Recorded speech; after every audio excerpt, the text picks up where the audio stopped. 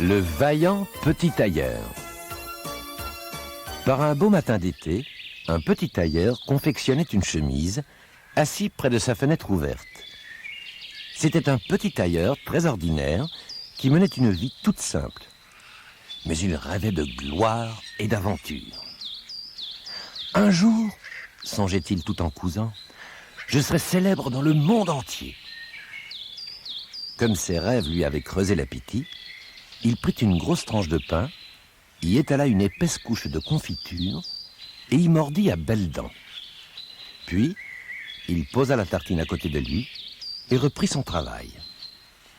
Aussitôt, une nuée de mouches, attirée par l'odeur de la confiture, entra par la fenêtre et s'abattit sur la tartine. Le petit tailleur agita la chemise qu'il était en train de coudre et vlan, écrasa 7 mouches d'un seul coup. « 7 d'un coup !» s'exclama-t-il. « C'est un exploit. Il faut que tout le monde sache ce que j'ai fait. » Et reprenant son fil et son aiguille, il broda sur sa ceinture les mots « 7 d'un coup ». « Parfait !» se dit-il alors. « Et à présent, à moi la grande aventure, puisque je suis si vaillant. » Et le petit tailleur enfouit dans sa musette du pain, du fromage et un œuf dur, et se mit en route d'un pas décidé. Comme il marchait dans la campagne, il découvrit une hirondelle empêtrée dans un buisson de ronces. Apitoyé, il la dégagea doucement, la mit dans sa poche et poursuivit son chemin. Quelques heures plus tard, alors qu'il escaladait un sentier escarpé à flanc de montagne, le petit tailleur trébucha sur un gigantesque soulier. Levant la tête, il vit devant lui un géant qui semblait le dévorer des yeux. « Tu m'as marché sur le pied !» rugit le géant. « Je vais te transformer en chair à pâté, espèce de petit rien du tout !»« Oh, monsieur le géant, je n'ai pas fait exprès !» répondit le petit tailleur. « D'ailleurs, vous n'auriez pas dû laisser votre grand pied en travers de ma route. » Et il bomba fièrement le torse pour que le géant puisse lire les lettres brodées sur sa ceinture. « 7 d'un coup !» grommela le géant. « Un petit bonhomme comme toi ? C'est incroyable. Voyons si tu es aussi fort que moi. » À ces mots, le géant prit dans sa main un gros caillou et le serra si fort qu'il le brisa en 1000 morceaux. « À toi maintenant !» dit-il ensuite au petit tailleur. « Rien de plus facile, » répliqua ce dernier. Faisant mine de chercher un autre caillou sur le sol, il sortit l'œuf dur de sa musette, l'écrasa dans sa main et le réduisit en bouillie. Le géant fut très étonné, mais ne voulut pas s'avouer vaincu. Il ramassa une grosse pierre et la jeta si haut qu'on ne la vit pas retomber.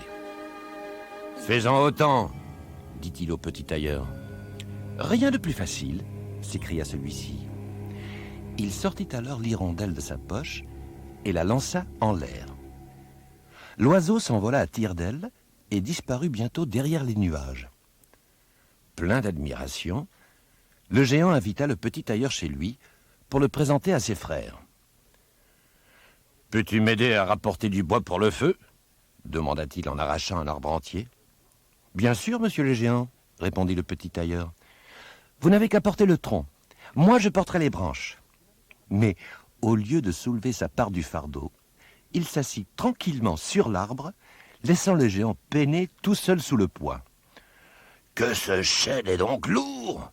grognait le géant. « J'ai vraiment hâte d'être chez moi. » Ils arrivèrent enfin devant une caverne. Le géant, épuisé, déposa le tronc d'arbre, tandis que le petit tailleur sautait à terre, absolument frais et dispos. Ce soir-là, le géant et ses frères offrirent à leur invité un somptueux repas, puis ils lui donnèrent pour dormir un lit immense. Mais le petit tailleur s'y sentait si perdu qu'il prit un oreiller et s'étendit sous le lit. Les géants, eux, ne se couchèrent pas. Ils attendirent que le petit tailleur soit profondément endormi et, à minuit, Ce dernier fut réveillé par le bruit de leur voix. « C'est d'un coup! Ha ha ha! Nous allons lui en donner des coups !» Et les géants, armés d'énormes gourdins, se mirent à frapper les draps et les oreillers de toute leur force dans l'obscurité. Couché sous le lit, le petit tailleur retenait sa respiration de peur d'être découvert. Quand les géants furent partis, il patienta un moment. Puis, dès qu'il les entendit ronfler, il alla ouvrir la porte de leur chambre en criant « Vous pensiez donc que vous m'aviez tué, moi qui en ai abattu 7 d'un coup ?» Réveillés en sursaut et terrifiés de voir le petit tailleur bien vivant, les géants s'enfuirent à toutes jambes et ne revinrent jamais. Les habitants de la région furent bien contents d'être enfin débarrassés de ces terribles géants.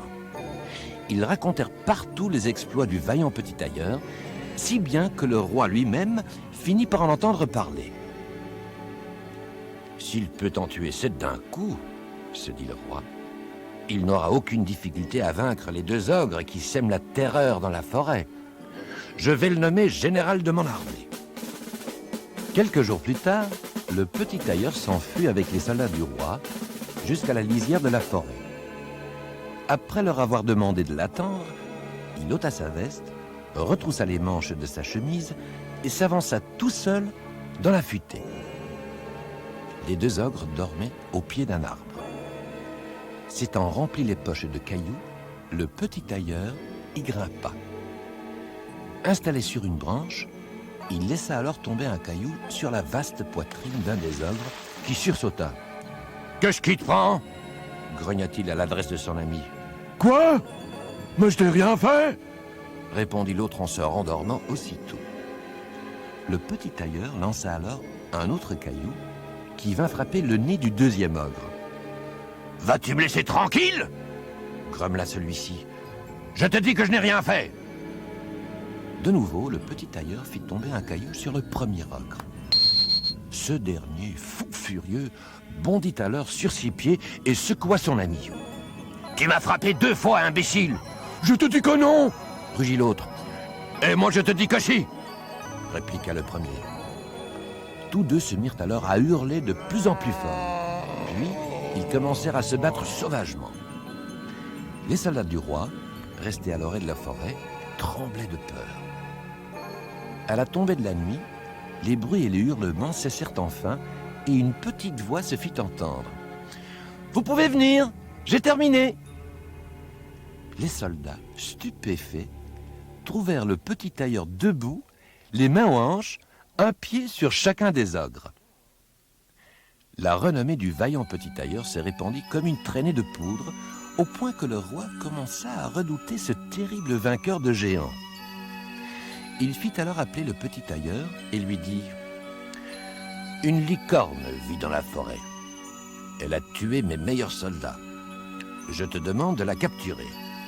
Si tu la ramènes vivante, je te donnerai la moitié de mon royaume et t'accorderai la main de ma fille. » Ce disant, il se frottait les mains, persuadé que la licorne tuerait le tailleur et le débarrasserait pour toujours de ce dangereux rival. Le petit tailleur prit une hache et une corde et partit courageusement à la recherche de l'animal. Quand il arriva dans les bois où vivait la bête sauvage, le soleil venait de se coucher. Soudain, la licorne apparut, sa corne luisant dans la pénombre. Elle poussa un hennissement et s'élança tout droit vers le petit tailleur. Mais au dernier moment, celui-ci fit un saut de côté et se réfugia derrière un arbre. La bête, surprise dans son élan, vint enfoncer profondément sa corne dans l'écorce. Alors le petit tailleur s'approcha, coupa la corne d'un coup de hache et passa la corde autour du cou de la licorne pour la ramener au roi. Ce dernier fut horrifié de voir un animal si redoutable dans son palais. Et encore plus horrifié de découvrir le vaillant petit tailleur sain et sauf. Mais il lui fallait tenir sa promesse, sans savoir que le héros n'avait rien à faire à ce guerrier. Comme convenu, le vaillant petit tailleur reçut pour récompense la moitié du royaume et épousa en grande pompe la très jolie fille du roi. Celle-ci lui donna 7 enfants. Quand le vieux roi mourut, le petit tailleur monta sur le trône et gouverna le pays tout entier à la grande satisfaction et pour le plus grand bonheur de ses sujets.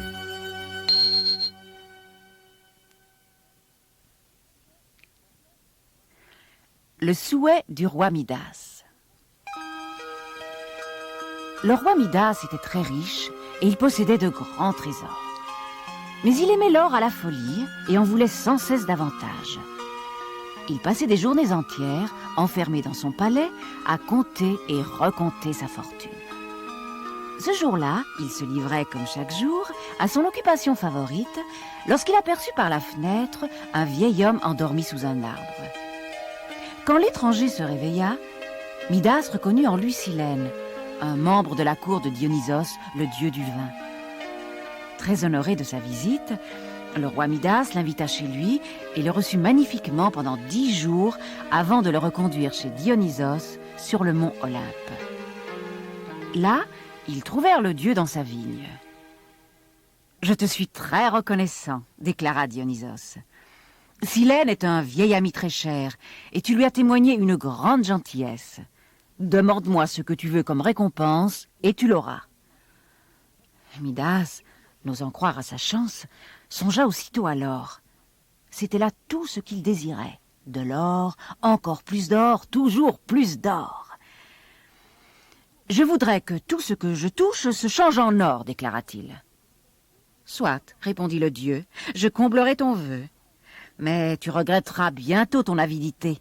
Souviens-toi de mes paroles. » Midas, enchanté de voir son souhait exaucé, rentra vite chez lui pour profiter de son nouveau pouvoir. À peine ses pieds avaient-ils touché son char que celui-ci devint d'or pur. Puis sa tunique, son manteau et ses sandales se changèrent également en or. Midas était ravi. Lorsqu'il entra dans son palais, les portes qu'il ouvrit se muèrent en or, tout comme les pavés de la cour. Il se rendit alors dans le jardin et toucha les fleurs une à une. À sa joie, celles-ci perdirent instantanément leur parfum et leur couleur pour faire place à des corolles d'or. « Je suis riche, riche, je suis l'homme le plus riche du monde !» criait Midas à ses serviteurs. « Et je vous rendrai tous riches si vous le voulez. Regardez, je touche ce mur et le voilà en or. Ce palais tout entier va devenir de l'or pur. » Disant cela, il caressa son cheval. Aussitôt, les sabots de la bête sonnèrent une dernière fois sur les pavés d'or, puis le cheval s'immobilisa, pareil à une statue dorée.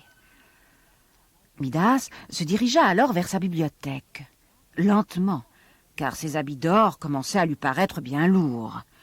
Là, il toucha les rayonnages et les parchemins, qui se transformèrent immédiatement en or sous ses yeux. « Apporte-moi à manger !» cria-t-il ensuite à un serviteur. Lorsque le serviteur aperçut tout cet or, il hésita, stupéfait. Puis il déposa la nourriture royale devant son maître, ainsi qu'une coupe pleine d'eau pour que le roi puisse s'y laver les mains. Mais à peine Midas eut-il plongé les doigts dans l'eau que celle-ci se changea en or massif. Le souffle coupé, le roi Midas prit avec précaution un morceau de pain. Aussitôt, celui-ci devint une pépite d'or. Et quand le roi remplit son verre, le vin lui aussi se durcit en or dans le gobelet d'or fin brillant de 1000 feux. Midas commençait à se sentir très inquiet. Un déjeuner en or, et sans doute un dîner en or également. Qu'allait-il devenir ? Gémissant tout haut, il se leva en heurtant son serviteur.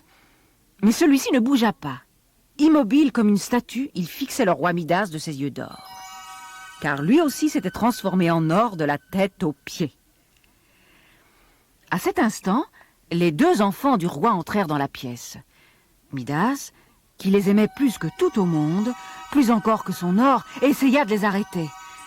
Mais ils coururent l'embrasser et se figèrent aussitôt en 2 jolies statues étincelantes.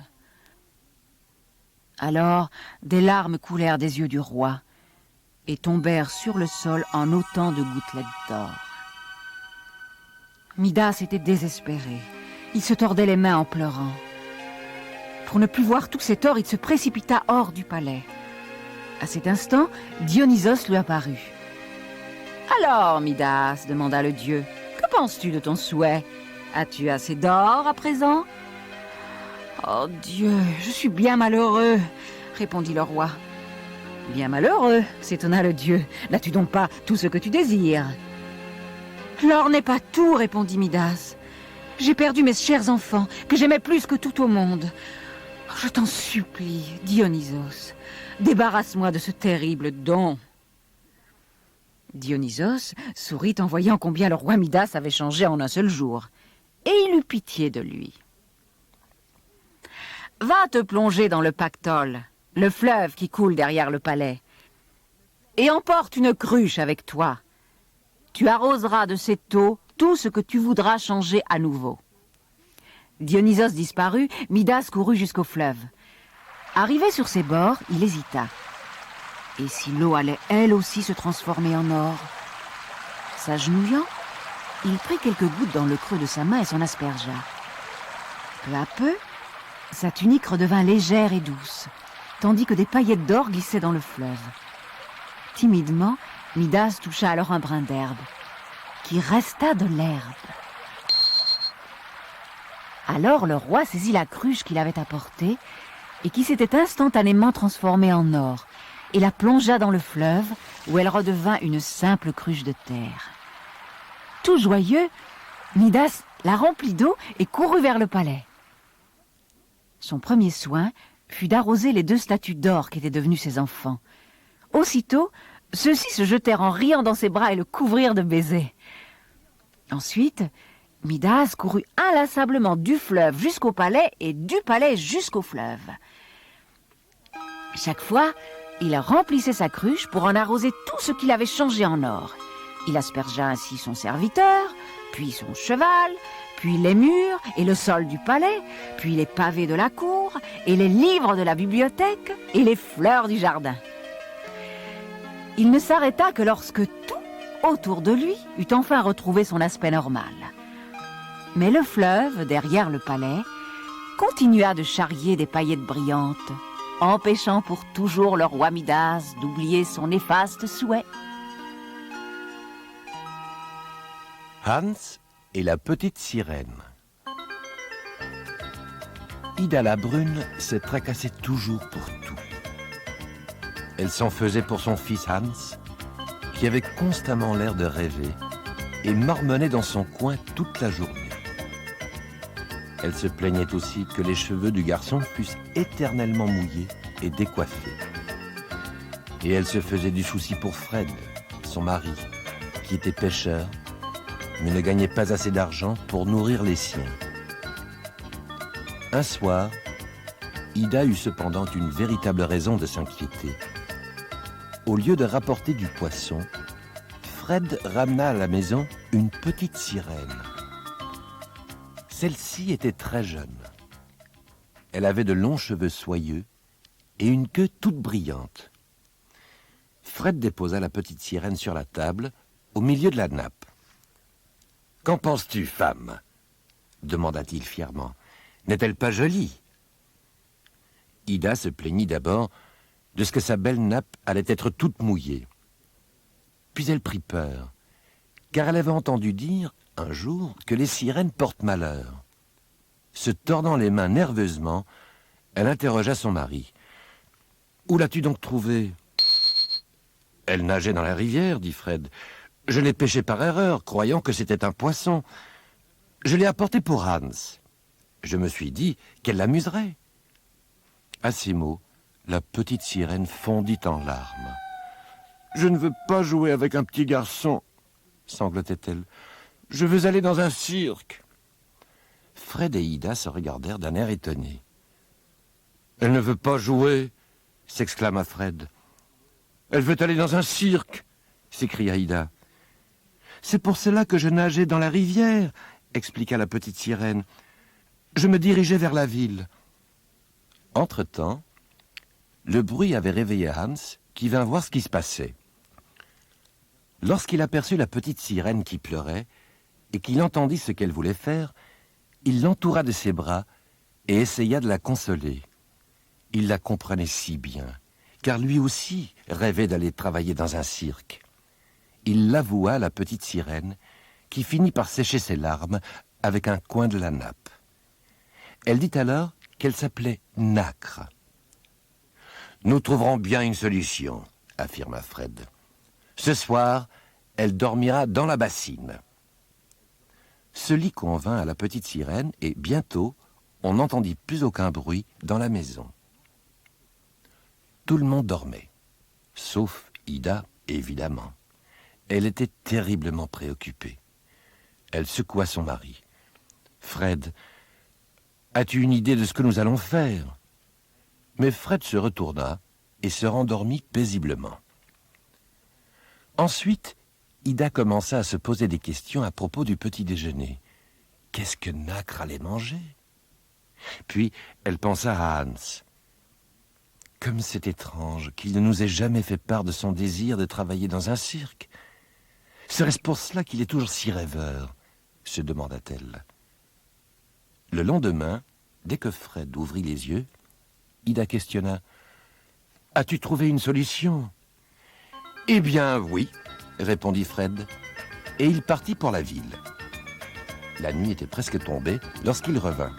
« Je me suis bien amusé aujourd'hui, » annonça-t-il en riant. « Et vous, qu'avez-vous fait de beau ?» Mais sa femme n'avait pas du tout l'air d'avoir ri. Nacre a pleuré toute la journée. Hans est resté près d'elle et elle n'a rien voulu manger, sous prétexte que je n'avais pas de plantes aquatiques, gémit-elle. Fred l'écouta patiemment. Puis il sourit et déposa 4 billets d'entrée sur la table. « Je me suis rendu chez le directeur du cirque, » déclara-t-il. « Je lui ai parlé de Nacre. Il m'a dit qu'il voulait bien l'acheter et qu'elle pourrait se produire en public. » Ida fronça aussitôt les sourcils. « Mais peut-être Nacre n'a-t-elle pas du tout envie d'aller travailler dans un cirque ?»« Elle nous a dit qu'elle le voulait, » rétorqua Fred. « Mais il y a autre chose. Ils ont ajouté qu'ils avaient aussi besoin de quelqu'un pour soigner les bêtes. J'ai signalé que Hans conviendrait fort bien. Ce doit être un métier tellement passionnant. Si je n'étais pas si vieux, j'aimerais bien, moi aussi, faire partie d'un cirque ambulant et porter un bel uniforme. Et visiter le monde entier !» poursuivit Hans, tout excité. Ida secoua la tête. Elle n'était pas du tout sûre qu'il s'agissait là d'une bonne idée. Le soir, ils assistèrent tous les 4 à la représentation et en sortirent émerveillés. Le directeur du cirque, Nacre et Hans, s'entendirent fort bien. Le directeur montra à la petite sirène le bel aquarium dans lequel il allait la présenter. Le lendemain, Ida confectionna un joli corsage pour Nacre et un très beau costume pour Hans. Les 2 amis voyagèrent ainsi à travers tout le pays. Tout le monde accourait pour voir la plus jolie petite sirène du monde. Et toutes les semaines, Hans rapportait son salaire à la maison. Un jour, il dit à Nacre, « Au fond, c'est triste que les humains ne mangent pas d'algues. »« Pourquoi n'en goûtes-tu pas un morceau ?» proposa Nacre. Hans éclata de rire, mais il essaya tout de même, et chaque jour, il en mangea un peu plus. Nacre avait bien raison, il se mettait à aimer vraiment les algues. Mais un matin, il constata un drôle de phénomène. Il avait l'impression que ses jambes avaient gonflé et que leur couleur avait changé. Quand les rayons du soleil venaient les éclairer, elles ressemblaient à la queue de Nacre. Hans avait toujours adoré l'eau et il nageait comme un poisson. Mais à présent, il passait la plus grande partie de son temps dans l'aquarium de Nacre. Les 2 amis y jouaient pendant des heures. Ils y faisaient des courses de vitesse et des concours d'acrobatie. Un beau jour, Hans découvrit que ses pieds s'étaient transformés en nageoires. Il sut alors qu'il n'avait plus envie de travailler au cirque. Il voulait vivre dans la mer pour nager toute la journée avec les sirènes. « Nacre, dit-il à son ami, J'en ai assez de l'aquarium et du cirque. Si nous allions dans la mer. La petite sirène acquiesça avec enthousiasme. Oui, moi aussi je voudrais retourner dans l'eau. Mes compagnes me manquent, et aussi les dauphins et tous les poissons.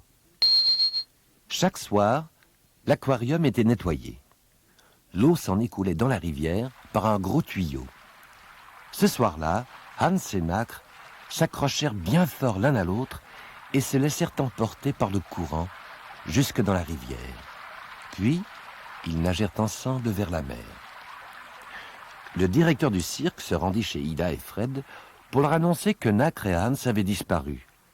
Mais Ida avait appris à ne plus s'en faire. « Si notre fils est parti avec une sirène, nous n'avons plus qu'à nous installer au bord de la mer. Ainsi, nous le verrons de temps en temps, déclara-t-elle. Fred et Ida allèrent habiter une jolie petite maison au bord de l'eau. Et Fred prit tellement de poissons qu'il put bientôt s'acheter un fringant bateau de pêche. Parfois, Ida et Fred apercevaient leur fils et Nacre parmi les flots. Ils leur faisaient alors un signe de la main. Tous les lundis, le facteur leur apportait une carte postale disant que tout allait bien. Et Ida savait qu'elle n'avait plus de soucis à se faire. La ruse de Compère Lapin. Un jour, au temps où les animaux de la jungle vivaient encore en bonne entente, Compère Lapin lança un défi à l'éléphant. « C'est vrai que je suis plus petit que toi, déclara-t-il tout à trac, mais je suis certainement plus fort. » Naturellement, l'éléphant se contenta de rire en agitant sa longue trompe grise et alla se baigner dans la rivière. « Demain, j'apporterai une corde, » annonça Compère Lapin en le suivant. « Et nous verrons bien qui l'emportera. » « Bien sûr, acquiesça l'éléphant amusé en continuant tranquillement à se baigner. Compère Lapin alla ensuite trouver l'hippopotame qui se promenait paisiblement. « Regarde où tu mets les pattes, » dit l'hippopotame en voyant le lapin. « Je pourrais t'écraser sans le vouloir. »« Ne t'inquiète donc pas pour moi, » rétorqua le lapin. « Je suis petit, mais je suis très fort. Je te le prouverai dès demain si tu acceptes de te mesurer à moi. » L'hippopotame bâilla paresseusement et répondit « Je ne voudrais pas te faire de mal, mais si tu y tiens. » Et il s'éloigna de son pas pesant. Le jour suivant, Compère Lapin arriva nanti d'une grosse corde, si grosse qu'il avait de la peine à la porter sur le dos. L'éléphant était déjà là. Compère Lapin lui tendit un des bouts de la corde et l'éléphant l'enroula autour de sa trompe. « Maintenant, recule !» ordonna le lapin.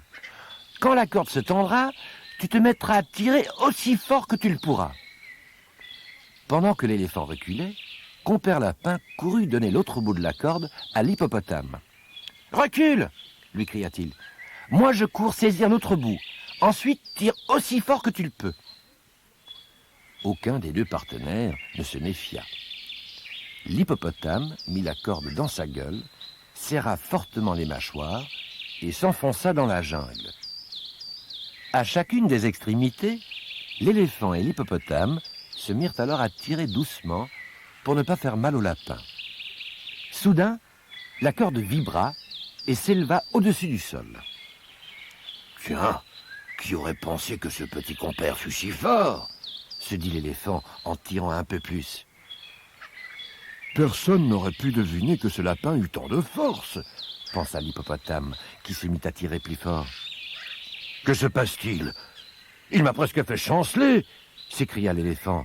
« J'ai intérêt à utiliser toutes mes forces. »« Voilà un lapin extraordinaire! Il a bien manqué me faire tomber !» s'exclama l'hippopotame. « Mais je l'aurai !»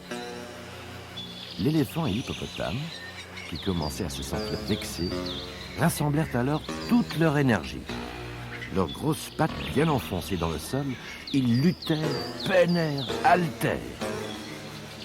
Mais aucun des deux ne l'emporta.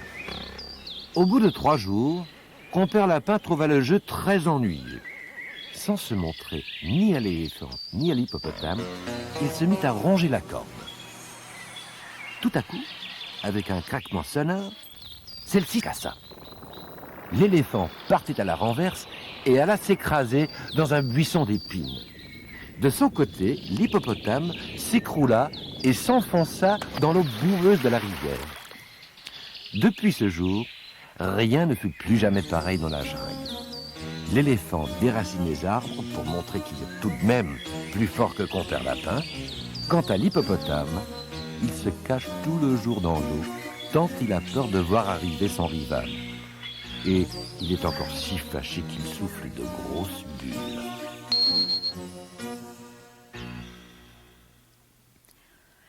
Plus intelligente que le tsar.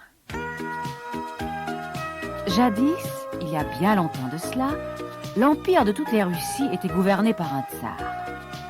Chaque jour, sur son trajet du palais à la cathédrale, le carrosse du tsar passait devant une pauvre ferme délabrée. Un beau matin, apercevant le fermier qui fumait sa pipe, appuyé contre la clôture, le tsar fit arrêter son carrosse pour lui parler. Aussitôt, le paysan tomba à genoux. « Majesté, vous me faites un immense honneur, ainsi qu'à ma ferme et jusqu'au plus petit caillou de la dernière des mottes de terre de ce chemin, d'arrêter votre carrosse ici et de poser le pied sur mon humble domaine. » Le tsar fut stupéfait de ce discours. « Ton langage n'est pas celui d'un paysan. Qui donc t'a enseigné de si bonnes manières ?» interrogea-t-il.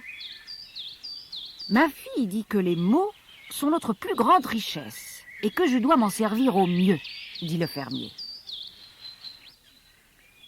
C'est une fille bien avisée que la tienne, » s'étonna le tsar. « Oh, sire » s'écria alors le fermier, « c'est la personne la plus intelligente de toute la Russie. J'ignore d'où elle tient cela. Quant à moi, je n'ai pour ainsi dire pas de cervelle. »« La personne la plus intelligente de toute la Russie, dis-tu » répéta le tsar en tordant sa moustache. « Oui, sire, c'est la vérité. »« Plus intelligente que moi, alors ?» demanda le tsar. « Oh, pardon » s'excusa le fermier en pâlissant. « Ce n'est pas ce que je voulais dire. » Mais le tsar était déjà reparti dans son carrosse. Il revint l'après-midi même. « Hé, paysan !» lança-t-il en se penchant à la portière, un panier d'œufs à la main. « Je veux que ta fille fasse quelque chose pour moi, puisqu'elle est si intelligente. Donne-lui ces 3 douzaines d'œufs et dis-lui qu'elle les fasse éclore pour demain matin. » Le paysan regarda les œufs avec étonnement. Ils étaient rouges vifs. « Quel drôle d'œuf !» dit-il à sa fille en lui racontant la visite du tsar. Mais la fille en prit un dans la main et déclara « Ce sont des œufs durs, mon père. On ne peut pas les faire éclore. »« Le tsar va nous punir. C'est ma faute, » se désola le fermier. « Ne t'inquiète pas. Je vais trouver une bonne idée, » promit la fille. Le lendemain matin, le carrosse s'arrêta de nouveau devant la ferme. Le tsar observa stupéfait la fille du fermier. Celle-ci marchait dans le champ labouré et semait des haricots cuits en chantant « Haricots cuits dans le sillon, croyez-vous qu'ils pousseront ?» « Ton père m'a dit que tu es très intelligente, » lui cria le tsar. « Faut-il pourtant que tu sois une idiote pour semer des haricots cuits ? Quelle récolte penses-tu donc obtenir ? » « La même récolte que celle que notre tsar espère quand il me demande de faire éclore des œufs durs, » répondit la jeune fille. « Bonne journée, sire !» Le tsar rougit et s'en alla rapidement, comprenant que la fille du paysan l'avait battu à son propre jeu.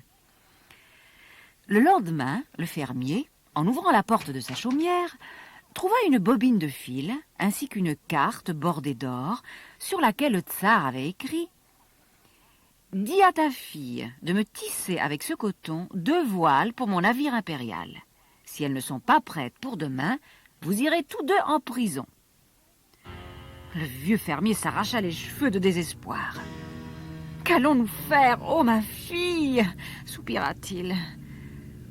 Mais la jeune fille mit la bobine dans la poche de son tablier et traça quelques mots au dos de la carte. « Ne crains rien, cher père, dit-elle, et va porter ce message au palais. » Puis elle cassa une petite branche de pommier et la joignit à la carte sur laquelle on pouvait lire Je ne doute pas que vous sachiez combien mon père est pauvre. Je regrette qu'il ne puisse m'acheter un rouet et un métier à tisser.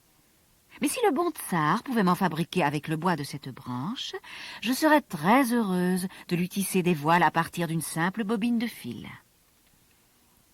Lorsque le tsar reçut la carte, il s'exclama « Bravo! Cette fille est vraiment très intelligente !» Puis il appela son messager et lui ordonna « Porte ce verre jusqu'à la ferme !» et dit à la jeune fille qui vit là que si elle peut vider la mer à l'aide de ce verre avant demain, je l'épouserai. En recevant ce nouveau message, la fille éclata de rire. Elle prit dans la cuisine un petit tabouret et, empruntant le cheval du messager, elle galopa à toute allure jusqu'au palais. S'inclinant au pied du tsar, elle posa le tabouret sur le sol et dit « Très cher tsar, toute la Russie vous aime. Et moi, je vous aime plus que toute la Russie. Rien ne pourrait me plaire davantage que de faire ce que vous m'avez demandé. Mais un petit problème m'empêche de vider la mer en une nuit. »« Ah, soupira le tsar, tu n'es donc pas si maligne après tout ?»« Non, pas maligne du tout. Je peux très bien vider la mer, mais dès que j'aurai fini, le fleuve la remplira à nouveau. Cependant, si vous voulez bien, à l'aide de ce tabouret, construire une digue qui retienne le fleuve, moi, je viderai la mer pour vous avec ce verre. » Le tsar rit de plaisir. « Pardieu, ton père avait bien raison. Tu es encore plus intelligente que moi. Mais pour te prouver que je suis intelligent moi aussi, je vais t'épouser aujourd'hui même. » La jeune fille réfléchit un moment, puis elle déclara « J'accepterai, Majesté, si vous me faites une promesse. »« Comment? Tu es bien téméraire. Que désires-tu ?»« Promettez-moi que si jamais vous vous lassez de moi et me renvoyez, vous me laisserez emporter ce qui me sera le plus précieux dans votre palais. »« C'est tout? Bon, je te pardonne ton audace. Va vite te préparer, je t'attends à l'église. » répondit le tsar. Ainsi, la pauvre fille du fermier fut couronnée de tsarine de toutes les Russies et les époux vécurent dans la joie pendant de nombreuses années. Mais en vieillissant, le tsar devint difficile et acariâtre. Il s'emportait souvent contre les habitants du palais et même contre son épouse. « Tu te crois plus intelligente que les autres ?» tonna-t-il un jour. « Eh bien, retourne d'où tu viens et remporte ta sagesse. J'en ai assez de toi. Va-t'en !» La tsarine fit une révérence à son mari et retira sa couronne. « Très bien, mon cher époux. Je ferai ce que tu voudras. Mais ne boiras-tu pas un dernier verre avec moi ?» Dès que les verres furent servis, elle versa en cachette un puissant somnifère dans le vin du tsar. 1 minute plus tard, celui-ci ronflait. La tsarine demanda alors qu'on lui apporte une malle. Elle y mit le tsar et la ferma à clé.